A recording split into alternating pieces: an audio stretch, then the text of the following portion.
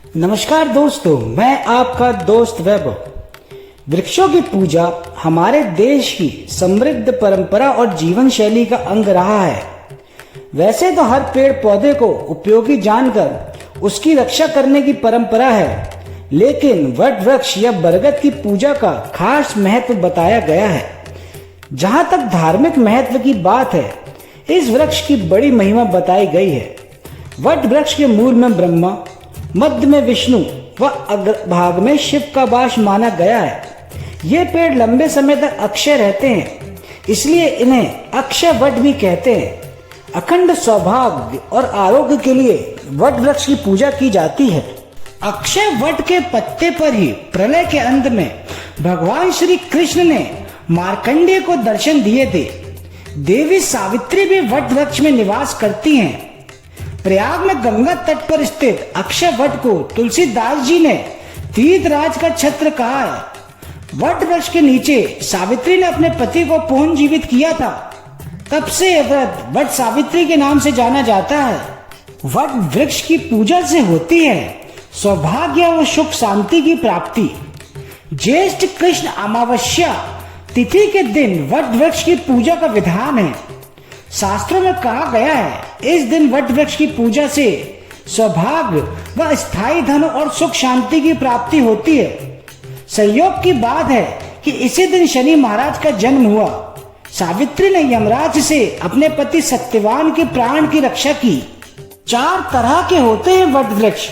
What वृक्ष को बरगद भी कहा जाता है। सनातन में वट सावित्री नाम का एक त्योहार पूरी तरह वट को ही समर्पित है। 4 वट वृक्षों का महत्व अधिक बताया गया है। ये हैं अक्षय वट, पंचवट, वंशी वट, गया वट और सिद्ध वट। कहा जाता है कि इनकी प्राचीनता के बारे में कोई नहीं जानता। भगवान शिव जैसे योगी भी वट वृक्ष के नीचे ही समाधि लगाकर तप साधना करते थे। रोगों को दूर करे बरगद का पेड़। आयुर्वेद में बरगद का बहुत महत्व बताया गया है। कई तरह के रोगों को दूर करने में बरगद के सभी भाग काम आते हैं। इसके फल, जड़, छाल, पत्ती आदि सभी भागों में कई तरह के रोगों का नाश होता है। पर्यावरण की रक्षा भी करता है बरगद का पेड़। वायुमंडल से कार्बन डाइऑक्साइड ग्रहण करने और ऑक्सीजन छोड़ने की भी इसकी क्षमता बेजोड़ है। ये हर तरह से लोगों को जीवन देता है। ऐसे में बरगद की पूजा का खास महत्व स्वाभाविक ही है। हिंदू धर्म में ब्रह्मा, विष्णु, महेश की त्रिमूर्ति की ही तरह बरगद, पीपल और नीम को माना जाता है। इसमें बरगद को ब्रह्म समान माना जाता है। कई व्रत व त्योहार में बरगद की पूजा की जाती है। इसी प्रकार वट सावित्री व्रत सौभाग्य को देने वाला और संतान की प्राप्ति में सहायता देने वाला व्रत माना गया है।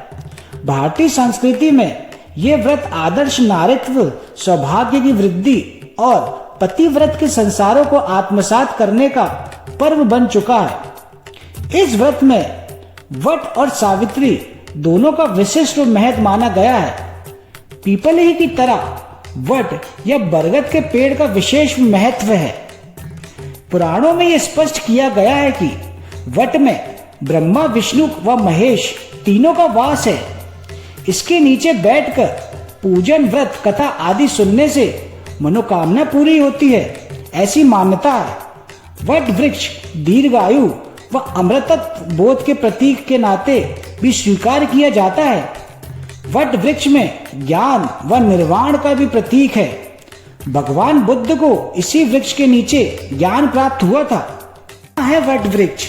पुराणों में वर्णन आता है कि प्रलय में जब समस्त पृथ्वी जल में डूब जाती है, उस समय भी वट का एक वृक्ष बच जाता है।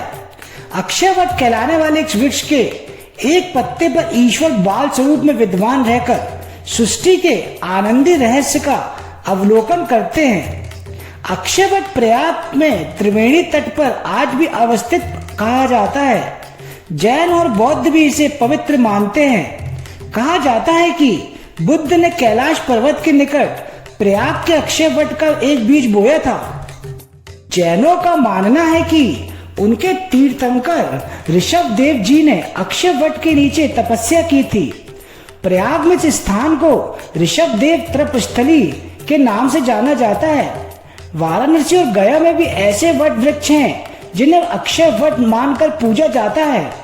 कुरुक्षेत्र के निकट ज्योतिसर नाम स्थान पर भी एक वट वृक्ष है जिसके बारे में ऐसा माना जाता है कि ये भगवान कृष्ण द्वारा अर्जुन को दिए गए गीता के उपदेश का साक्षी है। कृषि दृष्टि में बरगद के पेड़ को मघा नक्षत्र का प्रतीक माना जाता है। मघा नक्षत्र में जन्म लेने वाले व्यक्ति बरगद की पूजा करते हैं। इस नक्षत्र में जन्म लेने वाले व्यक्ति अपने घर में बरगद के पेड़ लगाते हैं। अग्नि पुराण के अनुसार बरगद उत्सर्जन को दर्शाता है, इसलिए संतान के इच्छुक लोग इसकी पूजा करते हैं। इस कारण बरगद काटा नहीं जाता। अकाल में इसके पत्ते जानवरों को खिलाए जाते हैं। अपनी विशेषता और लंबे जीवन के कारण इस वृक्ष को अनश्वर माना जाता है, इसलिए इस वृक्ष को अक्षय वट भी कहा जाता है। वामन पुराण में वनस्पतियों की उत्पत्ति को लेकर एक कथा भी आती है। अश्विनी मास में विष्णु जी की नाभि से जब कमल प्रकट हुआ तब अन्य देवों से भी विशिष्ट वृक्ष उत्पन्न हुए। उसी समय यक्षों के राजा मणिभद्र से वट का वृक्ष उत्पन्न हुआ। यक्ष के निकट संबंध के कारण ही वट वृक्ष को यक्षावास, यक्ष तरु, यक्ष वारुक आदि नामों से भी पुकारा जाता है। रामायण में है उल्लेख। सुभद्र वट नाम से एक और वट वृक्ष का भी वर्णन मिलता है जिसकी डाली गरुड़ ने तोड़ दी थी। रामायण के अक्षय वट की कथा तो लोक प्रचलित है ही, लेकिन वाल्मीकि रामायण में इसे शामन ग्रोथ कहा गया है। यमुना के तट पर वह वट अत्यंत विशाल था। उसकी छाया इतनी ठंडी थी कि उसे शामन ग्रोथ नाम दिया गया। शाम शब्द कदाचित वृक्ष की विशाल छाया के नीचे के घने अतः अंधकार की ओर संकेत करता है और गहरे रंग की पत्रावली की ओर। रामायण के परावर्तित साहित्य में इसका अक्षय वट के नाम से उल्लेख मिलता है। श्री राम, श्री लक्ष्मण और माता सीता अपने वन प्रवास के समय जब यमुना पार कर दूसरे तट पर उतरे तो तट पर स्थित इस विशाल वृक्ष को माता सीता प्रणाम करती हैं। अगर आपको मेरी ये कोशिश पसंद आती है तो मेरे YouTube चैनल को सब्सक्राइब करिए।